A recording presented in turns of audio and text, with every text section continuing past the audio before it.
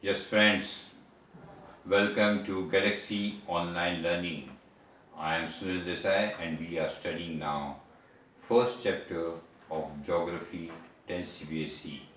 Okay, and this is lecture second of the first chapter. Okay, the first chapter, second lecture, of the first chapter, resources and development. In the first lecture, we studied what are resources, the different types of resources, classification of resources. Then we started studying the first important resource, that is the land resource.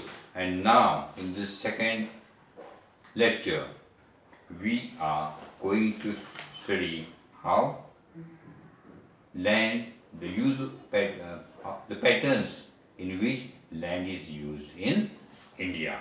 So land use patterns in India. See, the use of land is determined both by physical factors such as topography, climate, soil types, as well as human factors such as population, technological capabilities, and culture and tradition of that particular area. See, the geographical area is about 3.28 million square kilometers. But the land use data we have got so far is not of the total 3.28 million square kilometers. It is just 93% because we still don't have the data of the northeastern states except Assam.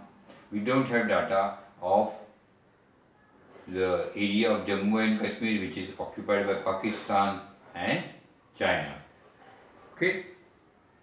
Now, on page number 6, you see two pie charts. They show the general land use categories in 1960-61 and the general land use categories in 2008-2009. What you see is that the land under permanent pasture has decreased. If the land under permanent pasture will decrease, then how we are going to feed the cattle? It's going to be difficult. Most of the other than the current fallow lands are either poor quality or the cost of cultivation of such land is very high.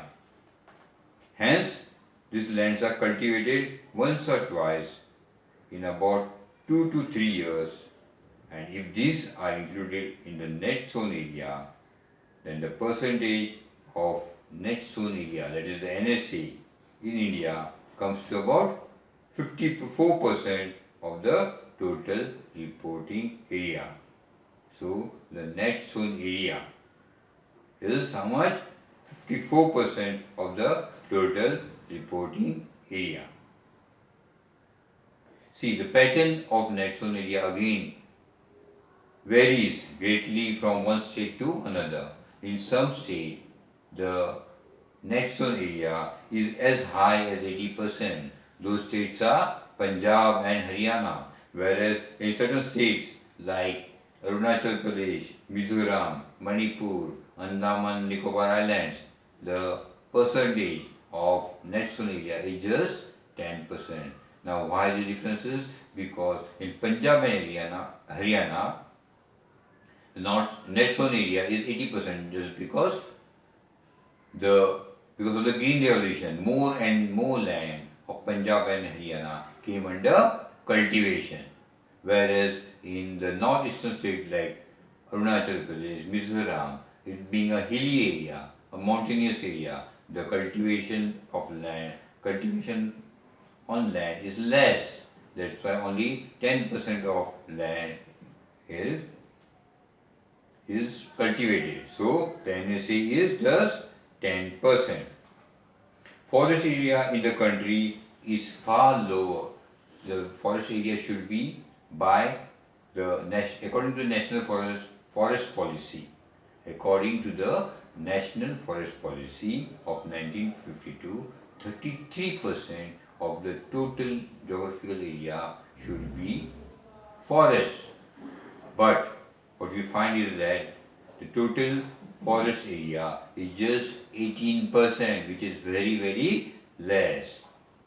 Because it was considered that if it is 33% of the total area, then it will help for ecological balance. The livelihood of many people also depends, who live on the fringes of the forest, depends on forest. A part of the land is termed as wasteland and land put to other non-agricultural uses. Now, what are wasteland? Wasteland includes rocky area, the land where there is a lot of many rocks, rocky, arid and desert areas. And land put to other non-agricultural use includes settlements, where housing colonies are built, houses are built, roads, railways, industry, etc. Continuous use of land over a long period of time without taking appropriate measures to conserve leads to what? Degradation of land. Okay? This in turn has very serious repercussions on society as well as on the environment. So, land degradation is a result of continuous use of the land without conserving it. So now let us see what is land degradation and the conservation measures. See, now the land which we are using, we have shared this land with our past as well as past generation, and now we have to share them as well as with the future generations. So 95% of our basic needs for food, shelter and clothing are obtained from land. Human activities have not only brought about degradation of land but have also aggravated the pace of natural forces to cause damage to land. At present, there are about 130 million hectares of degraded land in India. The land which has degraded has gone up to 130 million hectares. Approximately it is 28% of the total land. 56% of it is, approximately 28% of the land belongs to the category of forest degraded area. Of the total degraded area, 28% belongs to the forest degraded area.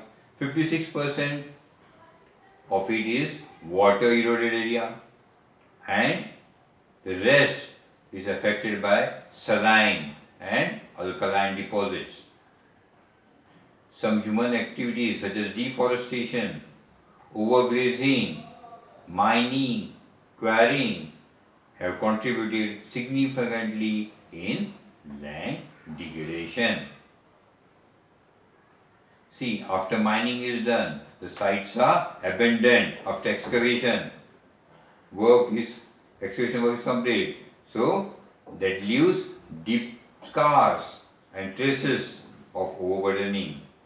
In states like Jharkhand, Chhattisgarh, Madhya Pradesh and Odisha, deforestation due to mining have caused severe land degradation.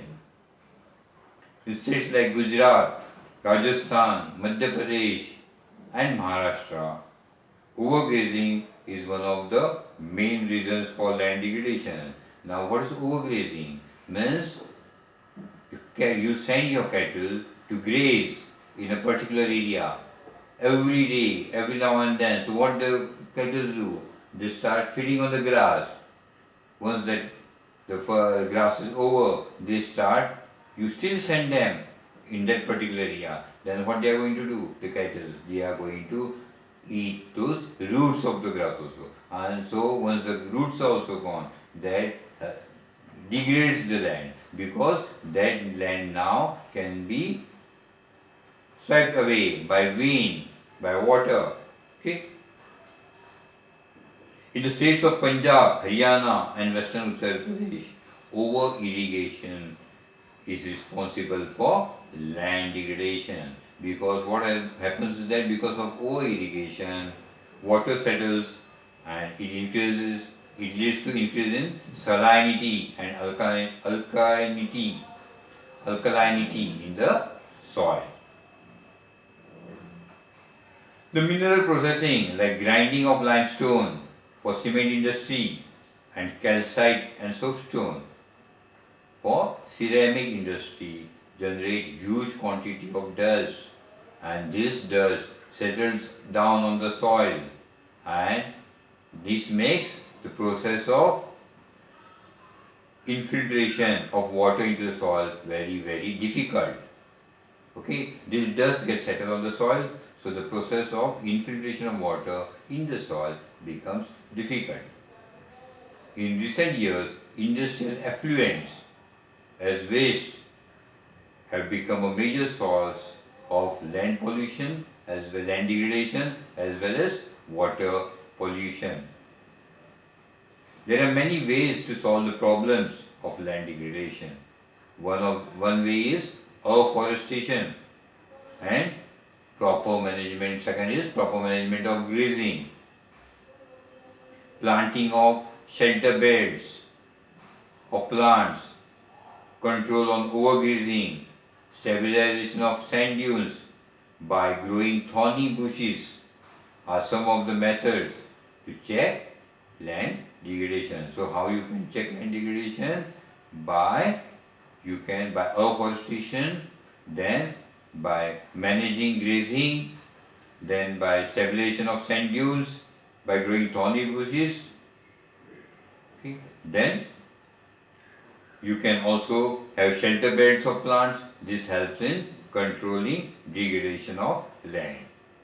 Proper management of wastelands, control of mining activities, proper discharge and disposal of industrial effluents and waste after treatment can reduce land as well as water degradation in industrial areas and suburban areas.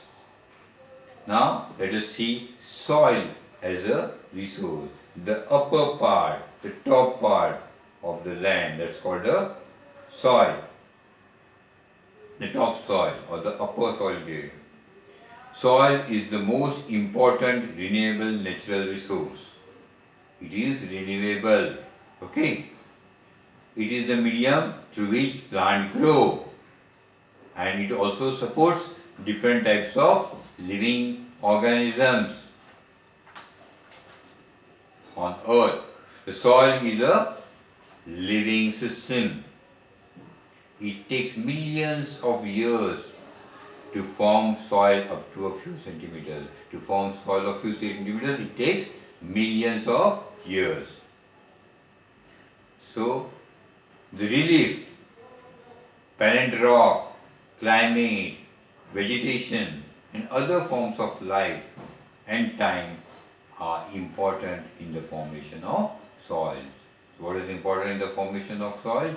Relief, the bedrock, the climate, the vegetation, and other forms of life and time.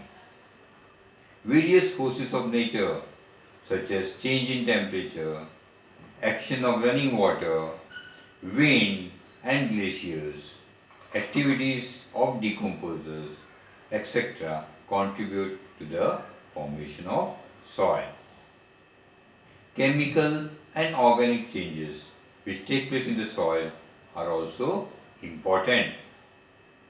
Soil also consists organic, that is humus, as well as inorganic material. Now, how can we classify soil? Soil can be classified depending upon its formation, its color, its thickness, its texture, the age of the soil, the chemical and physical properties. Okay, these are the different factors responsible for classification of soil. Now let us study the different types of soil in India. First one is the alluvial soil. This is the most widely spread and important soil. In fact, the entire northern plains of India are made up of alluvial soil.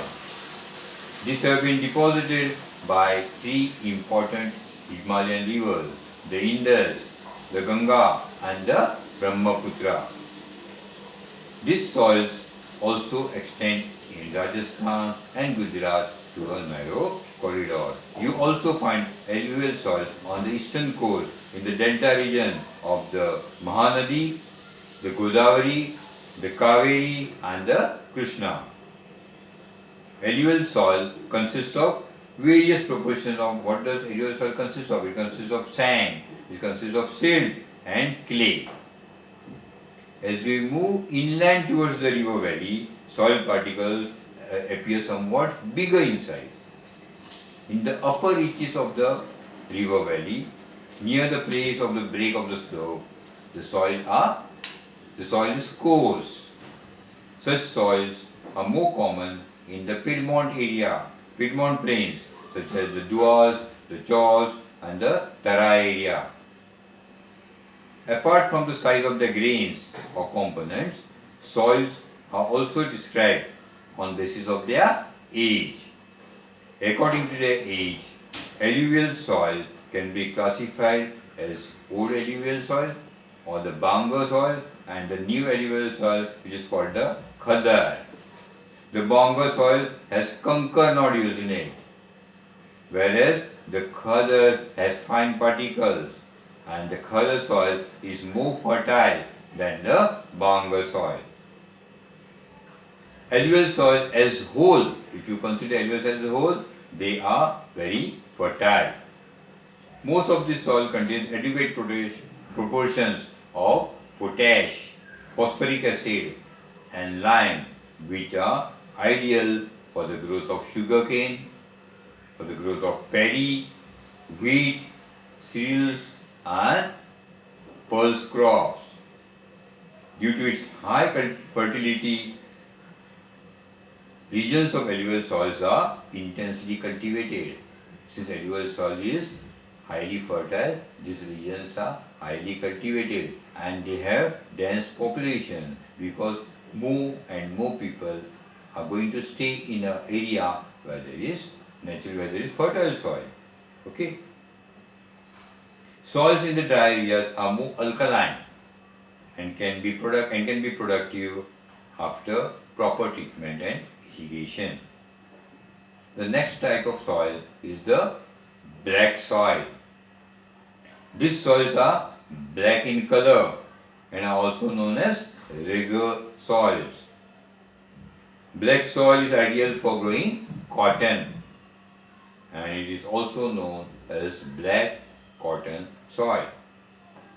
It is believed that climatic conditions along with the parent rock material are the chief reasons for black soil.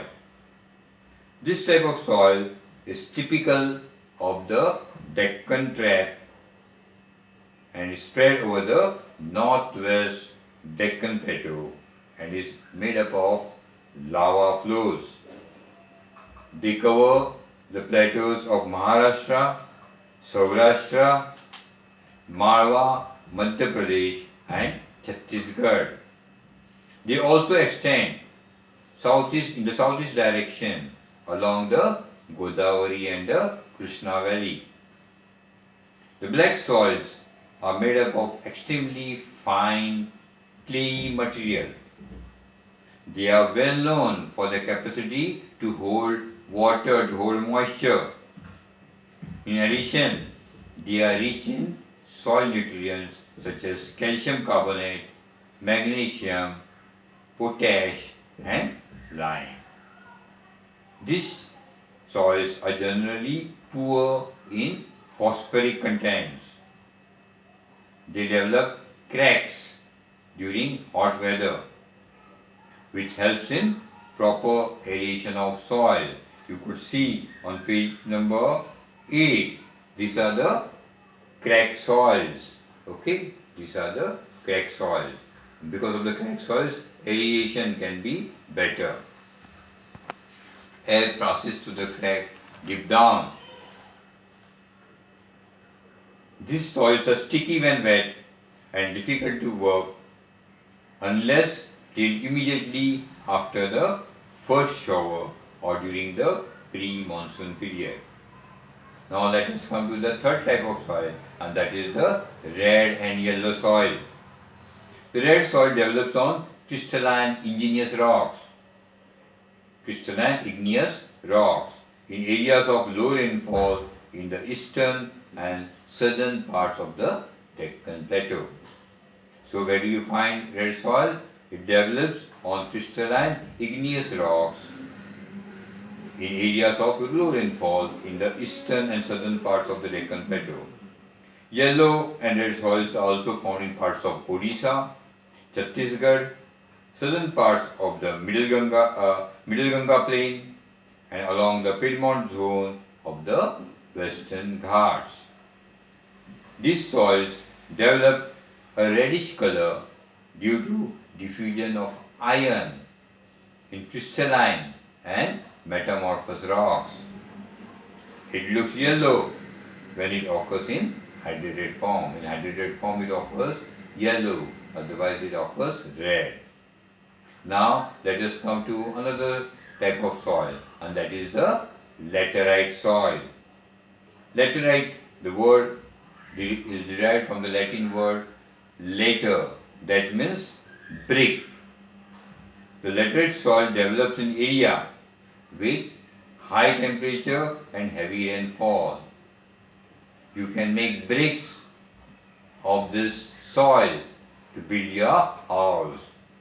This is the result of the laterite soil is the result of intense leaching due to heavy rain.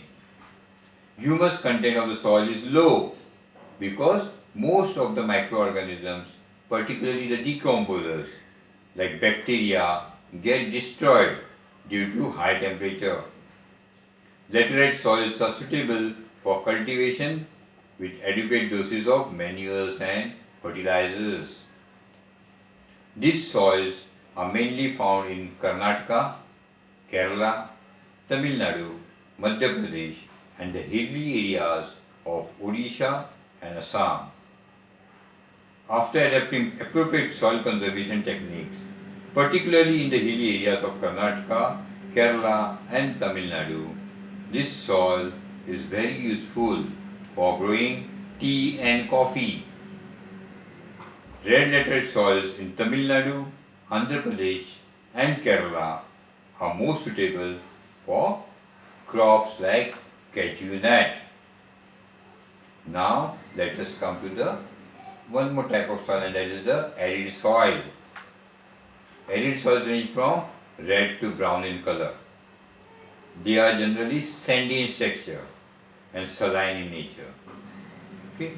In some areas, the salt content is very high, and common salt is obtained by evaporating the water. Due to dry climate, high temperature, evaporation is faster and the soil lacks humus and moisture. The lower horizons of the soil are occupied by conchod because of the increasing calcium content. The conchod layer formation in the bottom horizons restrict infiltration of water. After proper irrigation, this soil becomes cultivable, as has been the case of Western Rajasthan. Now let us come to another type of soil, and that is the forest soil. These soils are found in the hilly and mountainous area where sufficient rainforests are available. The soil texture varies according to the mountain environment where they are found. They are loamy and silty in valley sides and coarse-grained in the upper slopes. In the snow-covered areas of the Himalayas, these soils experience denudation and are acidic with low humus content. The soils found in the lower parts of the valley, particularly on the river terraces and alluvial fans, are fertile. So these were the different types of soils found in India. Okay, and now we'll talk about erosion of soil and soil conservation. The degradation of the soil cover and subsequent washing down is described as soil erosion. The process of soil formation and erosion, it goes on simultaneously. Both the processes are going on. Soil formation is also going on, soil erosion is also going on. And generally there is a balance between the two. But sometimes what happens? This balance is disturbed due to human activities like deforestation, like overgrazing, construction and mining. While natural forces like wind, glacier and water lead to soil erosion. The running water cuts through the clayey soil and makes deep channels such as gullies, just like what you see over here. These are gully erosion, okay, because water has flown through it. The land becomes unfit for cultivation and is known as badland. In the Chambal basin, such lands are called ravines. Sometimes water flows as a sheet. Water flows as a sheet over a large area down a slope. In such cases, the topsoil is washed away. This is known as sheet erosion. Wind blows loose soil on the flat and slopy land, okay, known as wind erosion. Because of the wind, the topsoil gets eroded, and that is called wind erosion. Soil erosion is also caused due to defective methods of farming. Plowing in a wrong way, that is up and down the slope, form channels for the quick flow of water, leading to soil erosion. So if there is a slope, if you start plowing up and down, what will happen? The water will flow easily and that will lead to soil erosion. So when there is a slope, you have to plow in this way, not this way for a slope. If this is a slope, you should not plow in this way, you should plow in this way, because this will prevent flowing of water easily. Plowing along the contour lines can decelerate the flow of water down the slope. This is called contour flowing. Okay, contour plowing. Steps can be cut out on the slopes, making terraces. Terrace cultivation restricts erosion. Western and central Himalayas have well-developed terrace farming. Large fields can be divided into strips. Strips of grass are left to grow between the crops. This breaks up the force of the wind. This method is known as strip cropping. Planting lines of trees to create shelter also works in a similar way. Rows of such trees are called shelter belts. These shelter belts have contributed significantly to the stabilization of sand dunes and in stabilizing the desert in western part of India. Now, let us see the state of India's environment. See, the village of Sukomajri and the district of Jhabua have shown that it is possible to reverse land degradation. So, the people of Jhabua, the village of Sukomajri, they have proved that you can reverse land degradation.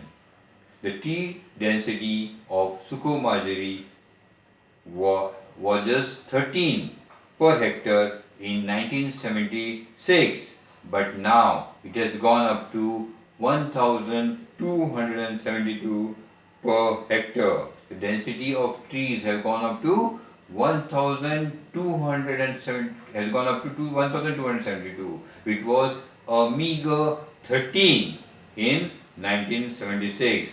It has gone to 1272 in 1992. Regeneration of the environment leads to economic well-being. So the environment has regenerated from 13, it has gone up to 1272. As a result of great resource availability, improved agriculture and animal care, and consequently increased income. So as the trees were increased, the density of trees increased from 13 to 1272, income of the people increased. Okay, because trees help to improve agriculture and animal care. The average annual household income in Sukhumazhiri now ranges from rupees 10,000 to rupees 15,000 between 1979 and 1984, which is quite a good amount. People's management is essential for ecological restoration. With people being made the decision makers by the Madhya Pradesh government, 2.9 million hectares or about 1% of India's land is now being greened across the state through watershed management, which is a very good sign. So you see, with the resources increasing, development of that geographical area also takes place. So you can correlate now how correlate what you can correlate resources to the development of a particular area. That's all in this chapter. Okay, so once again I am requesting you go through the chapter. There are many small minute things which you have to memorize. Geography is all memorizing things. So you will have to memorize. So you will have to go through the chapter thoroughly. Okay, so please go through the chapter thoroughly. If you have not understood any terms, if you have not understood anything, please get back to me. Okay, thank you.